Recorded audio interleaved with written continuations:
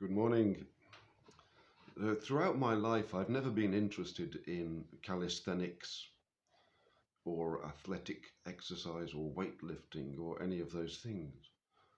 But now I am, and I've come to realize that they're practices that I should have been following for a long time and have just neglected.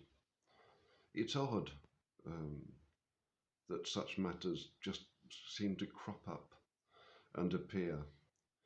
And two other main matters have come into my life recently, I would say, or into my mind.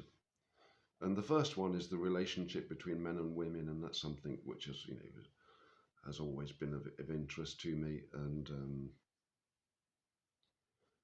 perhaps I've never really made clear the way that I feel about it, and also the way that I think, which has changed over time.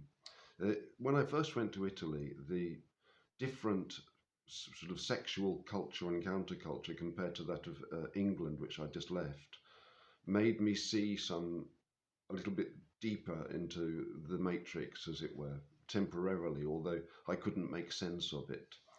And it was not uncommon in Italy, I saw, for mature men to have a lover. And it was almost accepted practice. Jokes were made about it, and it was known that many married men would be faithful to their wife, as it were, in all matters except for, you know, a certain night of the week or something. And it might be a stable partner, or it depends on the man. They might have more than one. And it was a running joke, and that was how it was. And the Italians got on with their lives. Of course, the advent of the feminist movement changed that perhaps too comfortable state of affairs, I suppose. I mean, I was quite critical of it myself because I thought, well, it seems hypocritical, and it was all done in secrecy, and yet it was known about, as it were. It was a bit tawdry, I think that's the right word. And then I started to meditate upon the Catholic Church and how the Catholic Church offers absolution from sin through the confessional. And this was, I think, quite a common tactic. The men would consider that they were sinning and then have absolution on the Sunday, and then return to their sin, like a dog returning to its vomit. I thought that would be like in the Bible. But now I understand, of course, for a man to go outside of the marriage is perfectly natural. All men are drawn to this because we don't see women in the same way that women see men. We don't relate to them in the same way at all. And it's been this confusing of gender roles that has just made everything impossible to deal with. You see, when a man goes outside of the marriage with a woman who I suppose really ultimately has to be described as an harlot, if she's offering her sexual favor to a man who's that she has no desire to marry, or that she understands doesn't wish to marry her. Perhaps she already has children from another marriage. That's one thing which will deter most men. But there may be other factors involved. When a man goes outside of the marriage, he's cheating on his partner. They're saying that's fair to say. Maybe there's a measure of deception. Not necessarily. Sometimes these things can be kind of tacitly agreed within the marriage, or openly agreed, really. And usually the woman's demands will be that her reputation and her good name and the name of her household and her children is not brought into disrepute by any of her husband's actions, and so that he act with decorum and caution. And I think that's perfectly reasonable to expect that. But to expect him not to do it if he so wishes there's no reason for it. It's not betrayal, but when the woman goes outside of the marriage, it is actually betrayal. That's a different thing altogether. Because once the wife has done that, then the husband really has no further guarantee that his progeny are his. That's quite a serious matter. You don't know, you just don't know 100% that any children that you have are actually yours without going through the expense of uh, DNA testing, I suppose, if that can be considered to be reliable. She's defiled the marriage at that point, you see. She's defiled her womb, which is the basis of your marriage. Men like women because they are beautiful. They appreciate their beauty and their grace. And that's what men see in women.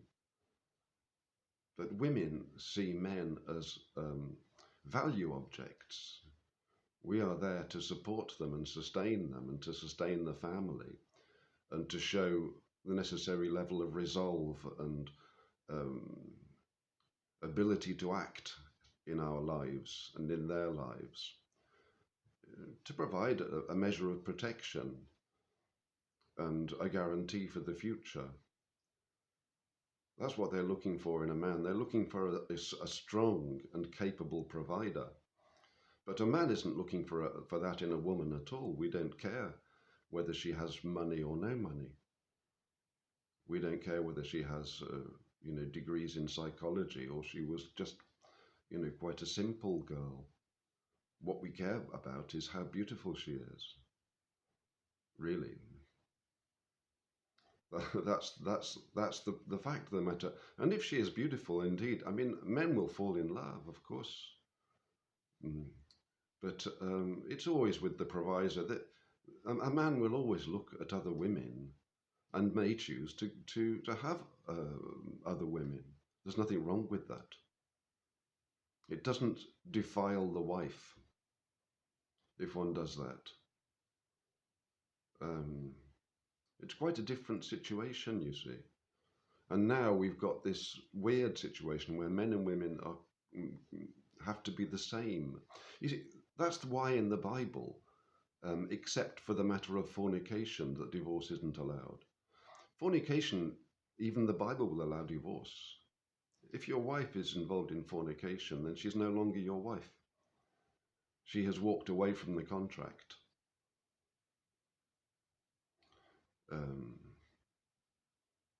But it just doesn't apply to men. It never has done. Men spread their seed more widely. And, fortunately perhaps for society, I mean, of course, powerful and great men spread their seed very widely. And that's one way, I suppose, if you believe in evolution, that the fittest are somewhat strengthened. I'm sure the kings of England, Henry VIII, the Lord knows how many illegitimate children he sired. I'm not saying that he did good to do so, but the fact of the matter is that that's how it is in the world, and it's really well to recognize it, and to also to recognize it in our own nature, because we men have been driven down and just shamed for our behaviors and our appetites or whatever for so long, with this wretched feminist movement that has just destroyed so much of society through its false tenets. And it's time. I just feel it's time to stand up. The society is ours. We do the work. We do the thinking. We face the elements, and that's our role. That's always going to be our role, whether we're with a woman or alone. We learn to strive with the environment and with society, and lead a fruitful and ideally profitable life. So, money is a very important part of our life. Of course it is. And if a man is looking for a partner, then she's going to be looking at that aspect. Don't think that she is not. I remember I once turned up on a date with a Cypriot woman, and she was quite a powerful kind of businesswoman type, and it was on a dating site, and she'd obviously got some coin, and I turned up on my bicycle. She was actually horrified, I think. But she didn't know what to say. It was a bit stupid for me. I mean, if I didn't been interested in getting involved with her, that was the wrong way to arrive. But it was my transport at the time. I've never taken these things perhaps seriously enough. But I will say that when I had a sports car for a short while, the number of women that seemed to be interested in me did seem to increase. Uh, these things kind of matter because you are um, signaling value, and women flock to value. That's what they want. Men don't care about value, they care about looks.